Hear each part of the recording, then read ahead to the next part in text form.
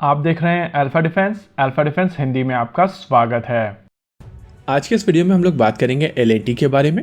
2-3 दिन पहले एक न्यूज आई थी कि एल रॉयल नेवी के फ्लीट सपोर्ट शिप रिक्वायरमेंट के लिए शॉर्टलिस्ट कर लिया गया है, जिसको कई जगह पर कहा गया है कि एल की तरफ से ये कॉन्ट्रैक्ट जीत लिया गया है। इसके बारे में डिटेल में बात करने से पहले हम लोगों को यहाँ पर एक चीज समझनी पड़ेगी कि रॉयल नेवी की ये जो रिक्वायरमेंट थी, ये कंपटीशन 2 फेजेस में किया जा रहा है और इसका पहला फेज कंप्लीट कर लिया गया है। पहले फेज के दौरान इन सभी शिपयार्ड कंसोर्टियम्स को इवैल्यूएट किया जाएगा और इस इवैल्यूएशन प्रोसेस के दौरान ये समझने की कोशिश की जाएगी कि क्या उनके पास क्षमता है कि रॉयल नेवी की रिक्वायरमेंट के लिए ये लोग डिजाइन बना सकें।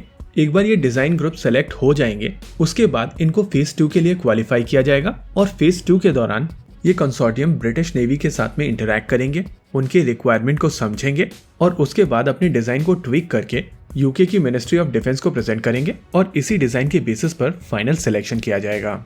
यूके की तरफ से इस कंपटीशन के सेकेंड फेज के लिए 4 कंसोर्टियम्स को सिलेक्ट किया गया है और एल इन 4 में से एक कंसोर्टियम का हिस्सा है। अब यूके की मिनिस्ट्री ऑफ डिफेंस की तरफ से चारों कंसोर्टियम को 5 मिलियन पाउंड्स दिए जाएंगे और इन 5 मिलियन पाउंड का प्रयोग करते हुए ये लोग अपनी डिजाइन को रॉयल नेवी के रिक्वायरमेंट के हिसाब से ट्वीक करेंगे।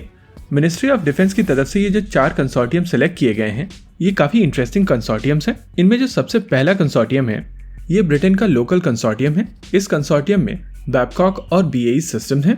बैबकॉक इंटरनेशनल खुद में ही बहुत बड़ा ग्रुप है और BAE सिस्टम का जो कंट्रीब्यूशन HMS क्वीन एलिजाबेथ में था, उसको देखते हुए इनको काफी ज्यादा स्ट्रॉन्ग कंटेंडर माना जा रहा है। दूसरा कंसोर्टियम स्पेनिश शिप बिल्डर नेवेंशिया द्वारा लीड किया जा रहा है और इसमें यूके का शिपयार्ड हार्लैंड वुल्फ और वहीं की एक naval design firm BMT involve है। ये भी एक डिसेंट कंटेंडर है।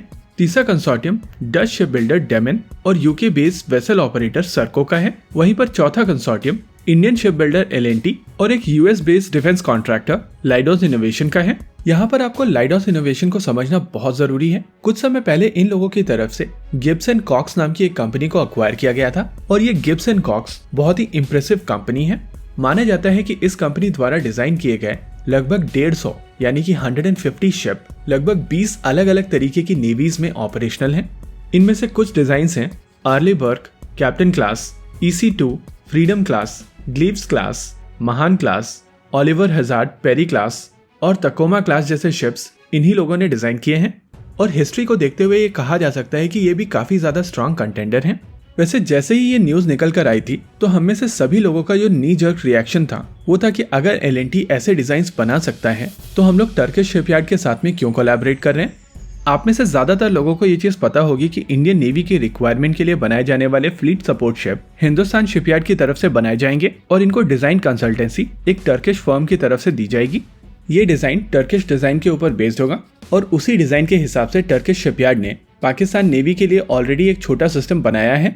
जब ये L&T वाली न्यूज ब्रेक हुई थी तो हम में से ज्यादातर लोग ये चीज सोच रहे थे कि अगर L&T इस तरीके की शिप बना सकती है तो ये कॉन्ट्रैक्ट टर्किश शिपयार्ड को कैसे गया।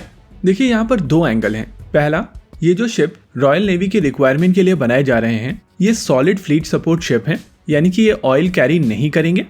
इन शिप के माध्यम से सॉलिड कार्गो जैसे कि एक्सप्लोजिव्स, एमिनेशन और फूड HMS क्वीन एलिजाबेथ और एम्फीबियस असॉल्ट वेसल्स के ऊपर पहुंचाया जाएगा।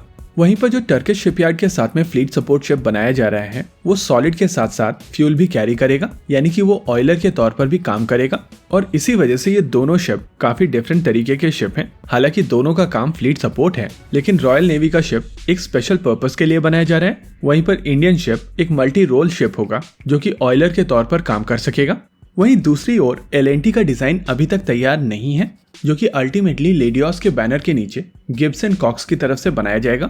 लेकिन ओवरऑल अगर इस पूरे प्रोग्राम को देखा जाए तो ये काफी इंटरेस्टिंग इन्फॉर्मेशन है, क्योंकि L&T अपने नॉलेज के ऊपर बिल्ड करता रहता है और इस प्रोग्राम के तहत गिब्स एंड कॉक्स के साथ में वो जो काम करेंगे वो उनके ओवरऑल नॉलेज को काफी ज्यादा इंप्रूव करेगा, जो कि लॉन्ग रन में इंडियन नेवी के लिए काफी बेहतरीन चीज होने वाली है। इसी के साथ आज के इस वीडियो में रखते हैं केवल इतना ही। वीडियो को अंत तक देखने के लिए धन्यवाद। देखते रहिए अल्फा डिफेंस। जय हिंद।